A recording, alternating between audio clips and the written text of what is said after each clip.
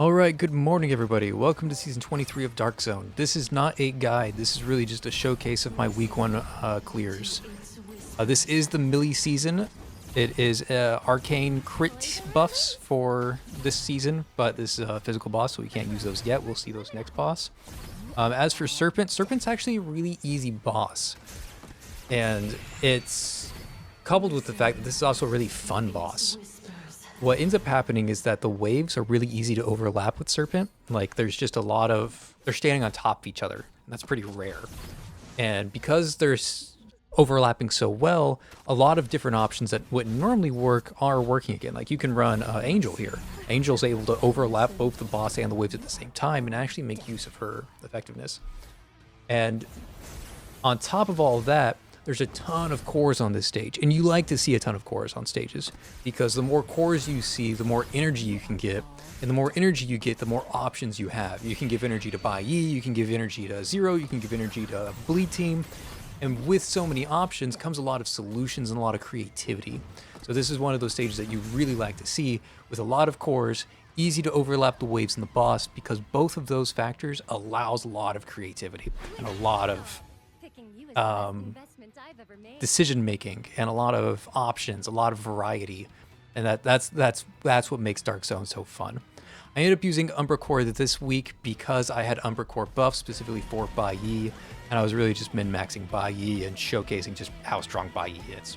One thing to note is that I didn't use Graves, and the reason I didn't use Graves is because Bai Yi was hitting so hard that she wasn't breaking cores, she was just defeating cored enemies immediately. So it was very difficult to stack Graves, and my alternative to stacking Graves was just using Shen, as Shen's broken. Speaking of Shen being broken, I didn't use her here. This is Choice of Destiny. Choice of Destiny is the exact opposite of Serpent. There's not many elites, and the elites that you do have are annoying to fight.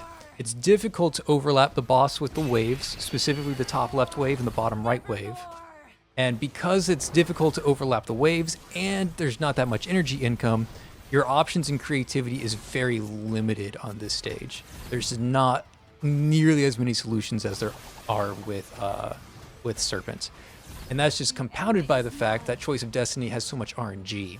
She has water and lightning rings. You can see those rings on Shalom and Raven right now. And you have a 50-50 coin toss on whether it's water or whether it's lightning. And even beyond that, you have the RNG of who those rings go on. And then the enemies that Choice of Destiny also have RNG targeting. So even if you do have like a system down and you know exactly how you want to clear Choice of Destiny, the RNG might just ruin it. And you know, in a game mode where the whole point is to like play the stage over and over and over again and like refine your option and become better and better at it, the RNG factor just makes it miserable. At the end here, ArcaneCrit is doing enough damage to just burst down the boss at the end. You don't have to think too hard if you're rocking ArcaneCrit. There are a few good overlaps. If you're struggling with the waves, check out my blue timings earlier in that run because there are very specific timings that lets blue destroy 2 waves instead of 1 wave. Very, very specific timings. But if you don't have ArcaneCrit, this stage will be a big struggle. Again, there's not that many solutions, and even Burn Team is... I haven't tried Burn Team yet, but I hear that Burn Team is reportedly struggling really hard on this boss because it's just so restrictive. Moving on to Miguel and Melania, I really like these bosses. I really like the change in pace where they have 2 bosses instead of 1. I'm glad that they don't do it often, but when they do it, it is a nice change of pace. And I ended up using Korryn this run. Go watch the Korryn guide. A lot of relevant information there. I'm very proud of that guide. I'm very happy with that guide. One of my favorite guides that I've done.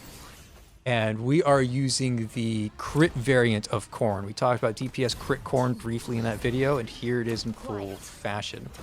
We have Korryn with Yugo and Jelena, and then we have 3 reticles. Instead of 3 Arcanas in the ArcaneCrit team, we have 3 reticles in this reticle crit team.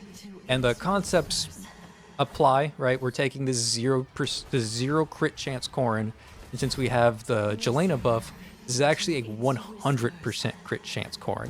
So we gave her 100% crit chance with Jelena's buff. And just kind of went to town with it. Now, when you do see the ending screens, even though Korryn is doing most of the work, it does show that Shalom does most of the damage. And the reason for that is because Shalom's destroying all the waves. while Korryn's hitting like 2 targets, both the bosses. Shalom is hitting like 18 targets. He's hitting all of these slugs that all split and all have 18 health bars. And it looks like Shalom's doing all the damage when really Shalom's just doing the wave clear. Most of the boss damage is actually done by Korryn. And I'm really proud of this animation canceling here. You can see I actually get a movement off, and then in between movements I also get empowers off. So I'm able to like get the animation cancel and one additional action out at the same time. Very difficult to do, very skillful display in my opinion. I'm very proud of this clear, even though it only came out to 263k. And the reason why it only came out to 263k is twofold. One, it's not a dedicated team, right? I'm not using Bleed or ArcaneCrit or UmbraCore or any of the like, or Weak Spot or any of these meta options.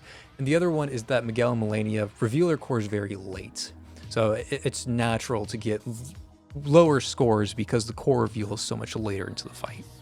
But that's week 1. I hope you guys have enjoyed. I will have 240k examples out next week for Bleed Team, and I will see you guys then. Peace.